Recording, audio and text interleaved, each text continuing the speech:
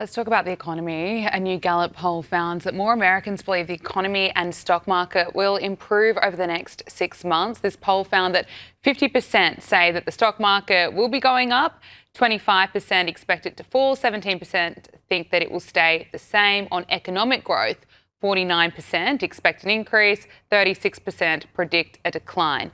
Alex, what do you make of this poll? What do you put this down to? So this is one of several poll results that say kind of the same thing that I have noted over the past week and a half, 2 weeks. They all ask slightly different questions because the economy is irredeemably politicized. And when you ask people if they approve of the economy, then that tracks really tightly with their approval of the president. And so where you can see improvements is where you have a trend. And this was one of those polls where you have a trend in more people saying now compared to a few months ago that the economy is improving or that they expect things to get better. They expect their own situation to improve.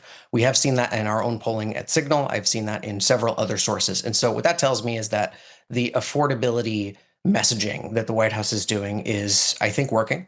The plans that the White House has put into place through the One Big Beautiful Bill and through the entire economic plan that he has instituted since coming in, I think it is starting to work and that Americans are starting to feel it. It happens slowly. The economy is like an aircraft carrier. It takes a really long time to turn, but the momentum is definitely in the right direction just based on the number of signals that are moving the right way. Yeah, Josh, what do you make of this? I think it certainly shows confidence, but is that going to be enough to help Republicans in the midterms?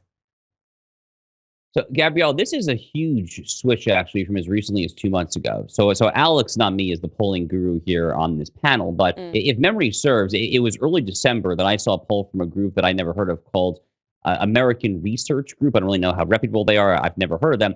But I remember seeing this poll, and it was basically an "Are you better off or are you worse off than 1 year ago?" style question. And according to that poll, about 2 months ago, early December, 65% of Americans said that they were worse off financially than 1 year ago. Only 7% actually said that they were better off. And then there was a healthy chunk that said that there was no discernible difference there.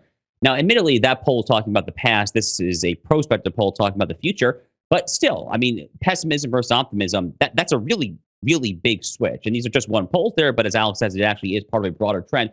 So I agree that what the White House is saying right now and how they're messaging, it seems to be working, and I can't necessarily pinpoint one thing, right? I can't necessarily say that this was the sent testimony from Secretary Scott Bessent that necessarily overcame the mainstream media disinformation hoax, or this was the statement, or this was the data there. I think it's kind of just the death by 1,000 cuts of really what has been this corporate media disinformation hoax. I mean, the notion that affordability has been a grave, grave crisis in the Trump administration, especially relative to the baseline of the Biden economy that he inherited, is frankly, it's a farcical notion. I mean, gas prices are at least 5-year lows. Oftentimes, in some states, are actually even lower than that.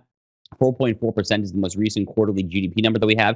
Inflation overall hovering around 2.6, 2.7%. That's still higher on a month-over-month basis than it should be. The Federal Reserve targets 2%, but it's manageable. It's not particularly crazy there. So whatever the administration is doing, again, I can't pinpoint to like one data point there, but the trend is definitely a positive direction. Right now, they kind of just need to keep it up because if there is one thing that can stave off what still looks like a fairly daunting and intimidating midterm elections for the GOP this fall, it would be, I think, continued success on the economic front.